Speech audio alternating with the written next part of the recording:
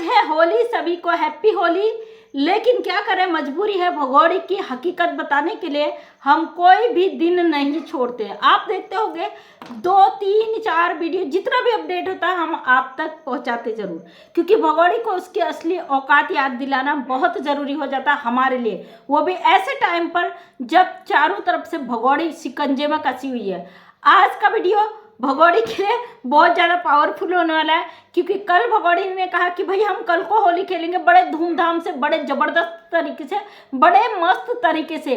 तो भगोड़ी ये वीडियो तेरे लिए है, ये बता दे तू कौन सा मस्त, कौन से ज़बरदस्त की बात करती है। ये वही सीमा हैदर है जिसके पर्स में 35 से 40 हज़ार रुपये हमेशा रहा करते थे पाकिस्तान में। ये वही सीमा हैदर है जब मर्जी चाहे मुंह उठा के कहीं भी घूमने चली जाती थी।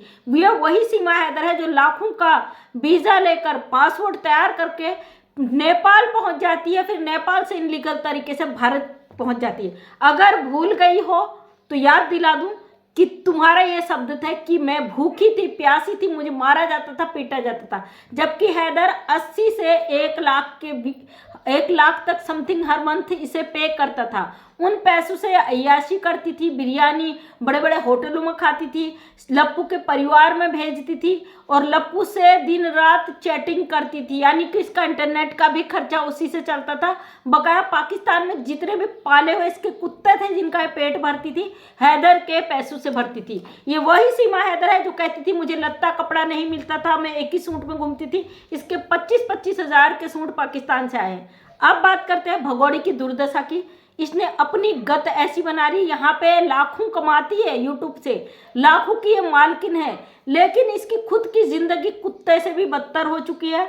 उन पैसों को ये कमाती है अपने चाटुकारों में बांटने का काम, बीच में जो दल्ले रखे हैं उनको देने का काम, अपनी गंदगी को छुपाने के लिए जो इसने छोटे मोटे रखे हैं उनको देने का काम। यानी कि ये वो भगोड़ी है, अपनी मर्जी से कुछ भी नहीं कर सकती उन पैसों से। लप्पू के पूरे खानदान को कमा कमा के खिलाती है। और भगोड़ी के चेहरे पे देखा होगा आपने 12 बज चुके हैं और लप्पू का पूरा परिवार मजे से नाच रहा है, क्योंकि उनसे ये कह दिया गया है आप इंडियन हो, आपको हम बचा लेंगे। भगोड़ी किसी हाल में नहीं बच सकती, क्योंकि इसने अवैध एंट्री की है। इंटरनेशनल मामले में इसने देश का बॉर्डर क्रॉस किया है। दुनिया का कोई कानून, कोई ताकत इस औरत को बचा नहीं सकती। इससे नचुआ के पैसा कमा कमा के इसी को फंसाने का काम यहाँ पे बहुत अच्छे से हुआ है। और सीमा हैदर तेरी दुर्गति के लिए हम कई बार कह चुके थे। कभी कभी आपने देखा होगा मैं खुले मैदानों में वीडियो बना के इसको मैसेज देती थी कि भगोड़ी देखो, हम खुले मैदान में वीडियो बनाने का मकसद यही है कि खुले आसमान के नीचे सांस लेना क्या होता है। ये रबूपुरा के घर में नाच नाच कर, वीडियो बना बना कर ये ऐसी ही मर जाएगी, इसकी ज़िंदगी झंड हो जाएगी। इसके 4 बच्चे फंसे हुए हैं, हमें तो उनकी चिंता है। ये तो अपने कर्मों का सजा भोगेगी ना भाई। जब तुमने कर्म गलत किया तो तुम्हें फल कहाँ से अच्छा मिलेगा। लेकिन उन 4 मासूम बच्चों की कोई गलती नहीं है। उन 4 मासूम बच्चों को उनके मुल्क लौटाया जाएगा, हमें भरोसा भारत के कानून पे। तो ये वही सीमा हैदर है जिसने हजार लानतें पड़े, और ये वही सीमा हैदर है जिसने हैदर पर हजारों सवाल खड़े कर दिए। उस बंदे का घर बेच के आई, सब कुछ खत्म करके।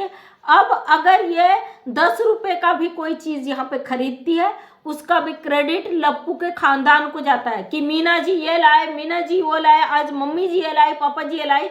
सीमा हैदर का कहीं से कहीं तक नामो निशान नहीं है।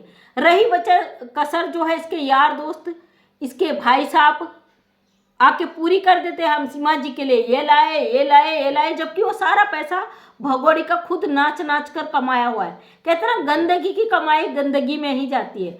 भगोड़ी ने जितनी गंदगी मचाई है उतने ही गंदे इसके दिनों की शुरुआत होने वाली है।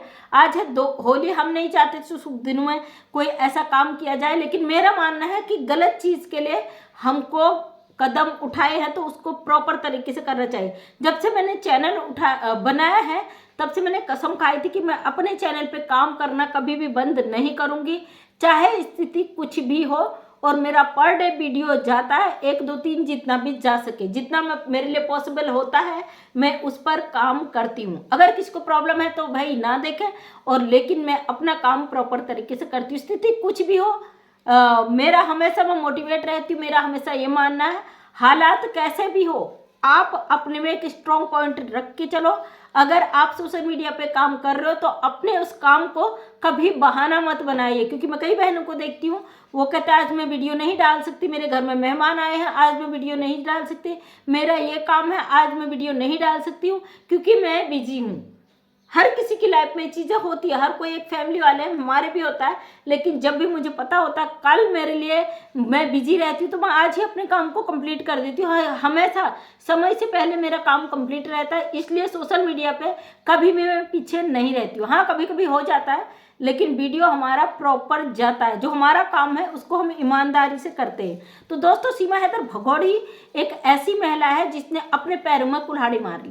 कहते ना, अय्यास औरत लास्ट में कहीं की नहीं रहती है, जिंदगी भर अय्यासी करती है, लेकिन बुढ़ापा उसका बड़ा बुरा गुजरता है। अब भगोड़ी के बुढ़ापे के दिन शुरुआत हो चुके हैं, इसका बुढ़ापा अब जेल में जाने वाला है। और इसने कहा कल होली मनाएंगे, मजे करेंगे, लेकिन इसके चेहरे पे कहीं से कहीं तक खुशी नजर नहीं आई। इसके चेहरे पर दर्द, परेशानी साफ नजर आ रही, क्योंकि ये जानती है इसका वक्त अब आने वाला है। हैदर बहुत जल्दी भारत भी आएगा और बहुत जल्दी भगोड़ी जेल तो क्या, शायद इसका डिपोर्ट इसको करने की तैयारी, जहाँ तक मुझे पता है शायद इसे डिपोर्ट ही किया जाएगा। अगर कुछ चांस ऐसे रहेंगे जो इसकी हरकतें हैं वो हरकतें ऐसी ही रही या बढ़ती गई तो हमारा कानून इसे सजा भी दे सकता है। वो हमारा कानून डिसाइड करेगा। बकाया इस पर रिजल्ट आने वाला है, इंतजार करिए, बहुत अच्छे रिजल्ट आने वाले हैं। बहुत जल्दी आपको बड़े बड़े बड़े धमाके सुनने को मिलेंगे, अगर मोबिन मलिक सर यहाँ पे देना चाहेंगे तो, वरना आपको लास्ट में एक बॉम्ब फूटेगा, फाइनली रिजल्ट आपको मिल जाएगा। किसी भाई ने मुझे कमेंट किया था कि हमें बात नहीं, हमको रिजल्ट चाहिए। इंतजार करिए भाई, जब आप परीक्षा देते हैं उसमें भी टाइम लगता है ना। आप एक एक क्वेश्चन को लर्न करते हो, उसका एक साल स्टडी करते हो, उसके बाद आपका जो सिलेबस है वो कंप्लीट होता है, उसके बाद आप एग्ज़ाम देते हो। 10-15 दिन जितने आपके पेपर होते हैं, बीच में गैप भी होता है, उसके बाद उस रिजल्ट की कॉपियाँ चेक होती है, सारा सिलेबस वो कंप्लीट करके आपको उसका लास्ट में रिजल्ट आता है ना। ये केस भी सेम ऐसी है। अब इसमें बहुत कुछ हुआ है, निचोड़ खत्म, थोड़ा बहुत गुणा भाग जोड़ घटाना अभी बाकी है। जैसे वो कंप्लीट हो जाएगा, रिजल्ट तैयार हो जाएगा, आपको रिजल्ट भी मिल जाएगा।